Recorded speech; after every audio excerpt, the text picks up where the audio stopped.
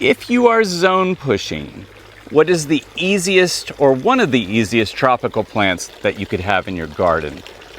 And I'm going to give you a hint. It's not palm trees, even though I have a lot. The easiest plant, I think, if you want a big tropical look, is the Musa Basjoo.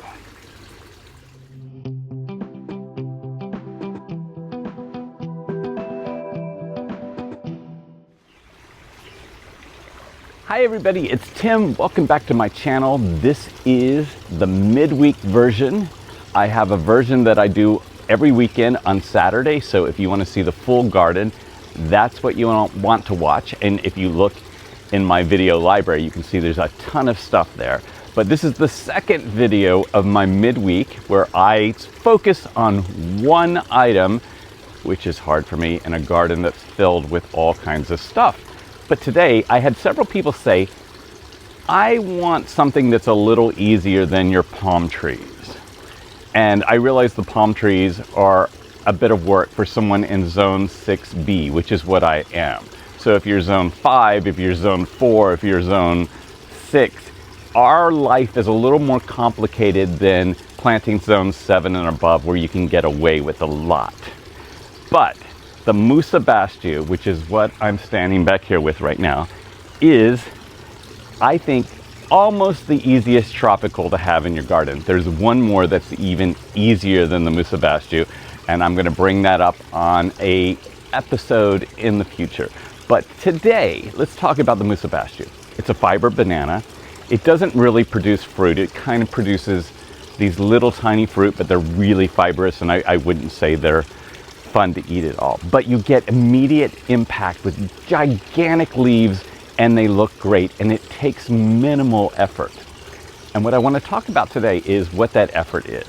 I protected all of these by putting hay around. I would cut them off at about maybe a meter, 1.5 feet, something like that, and then I would cover with hay and then put a tarp over it for the winter.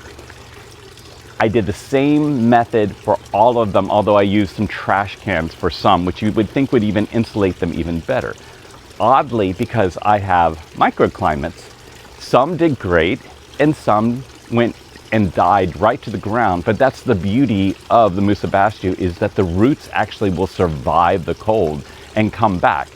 The problem is, if you look behind me, I will show you, this is a really tall forest of Musa Basjoo, and up against my house, I have really tall already. It's the end of June, and they're gigantic. Where they die to the ground, they are growing very, very fast, but they're only about maybe a meter or 2 tall right now.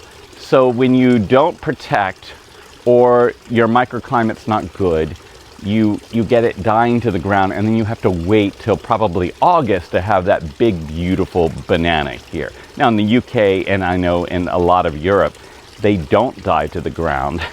They survive, and you start off with these big, gigantic plants already. I can't do that here. I'm in New York.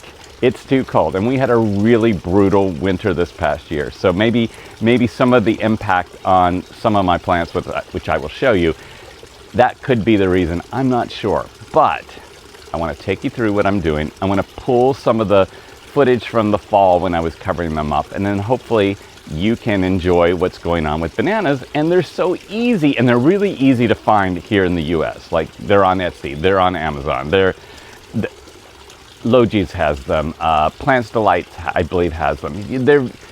If you can't even find them locally, you can find them online. Very, very easy. And even if they're small, some of mine I got from Logis long ago. They were so tiny, and they're just beautiful now. So they're an easy find, easy to do, at least here in the States.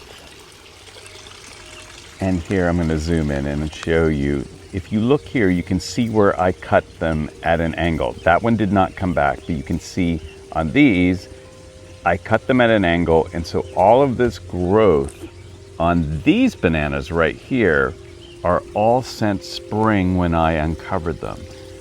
And this is quite a bit of growth. If you look, the tallest one is probably up to the top right there, about 9 feet.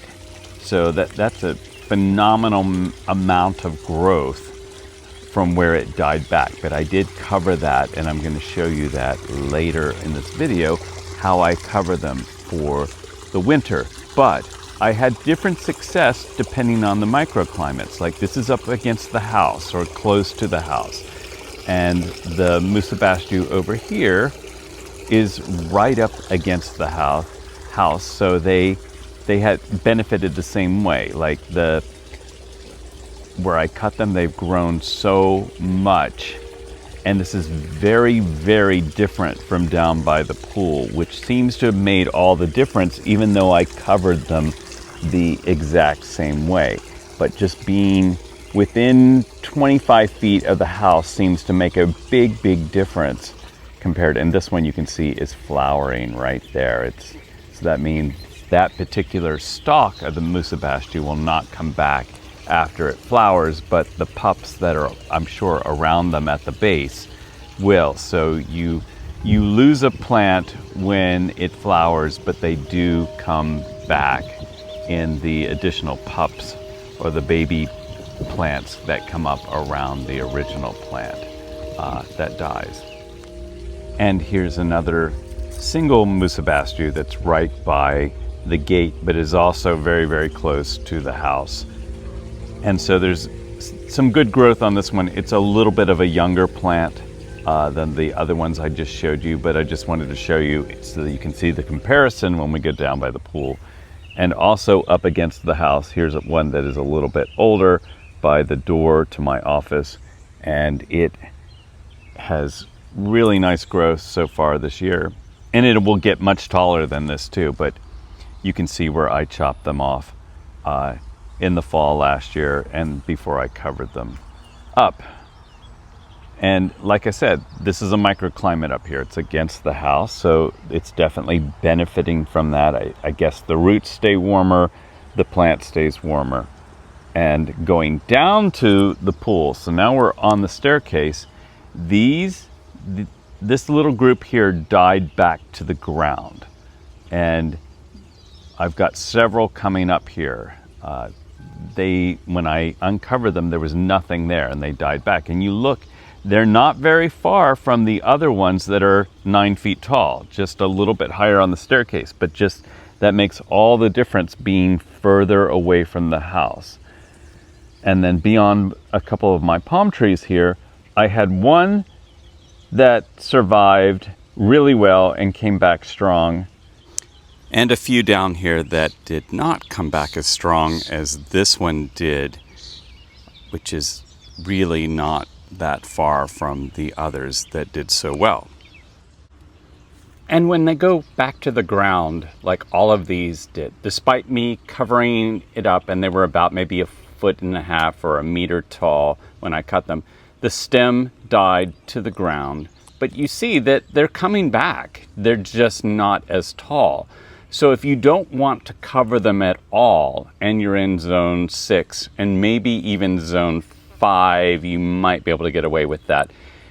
They will come back, but I would strongly suggest mulching on top of them. And even down here with this wall here, you would think this might be an ideal place. These had straw, these had a tarp on top of them, and still they went right back to the roots. But you know, it's June now and they're growing, and this one, even behind the Sylvestris palm,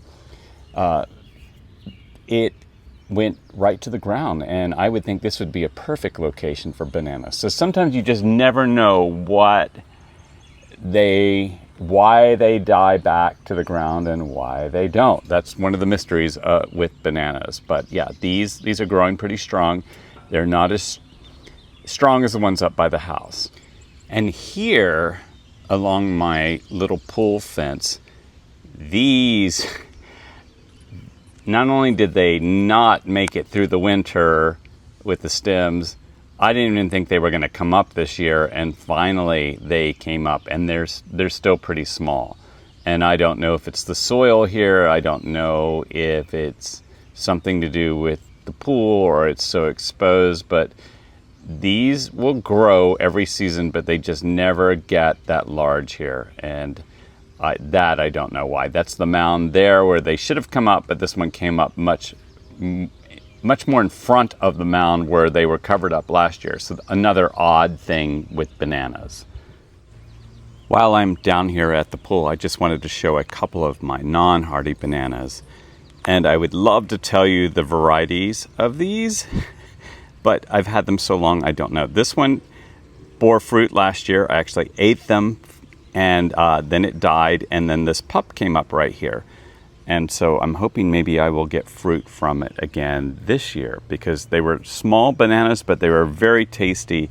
And I was just really happy that I got some edible bananas here in New York. But I bring these in, I put them in the garage. They're pretty easy to deal with. And then I put them right back in the ground in the spring and dig them up again and bring them in the fall. So that's another method with bananas. It is a very beautiful but steamy hot morning, and I am completely happy with that. But as I was walking through my garden and looking at my Musa Basjoo, one of the tall ones up by the door, I noticed it looks like it's going to go to flower. And I'm going to zoom in over here. That kind of just has the telltale sign. When you see that little leaf, I could be wrong on this because it's still early, but to me, that right there looks like it's going to flower, which is sad because it's a nice big plant and I love that, and I don't think there's any way to stop it from flowering when it does that. But luckily there are more, and I'm going to come around the corner. This is my Mediterranean fan palm, even though I can't talk about that because I'm sticking to one. But let's see if we can get up here behind it and check it out. And I am going to say, I think that's going to go to flower. Trying to show you. That kind of has the telltale signs of it. But luckily I have all of these other ones here that will be nice and big in the future.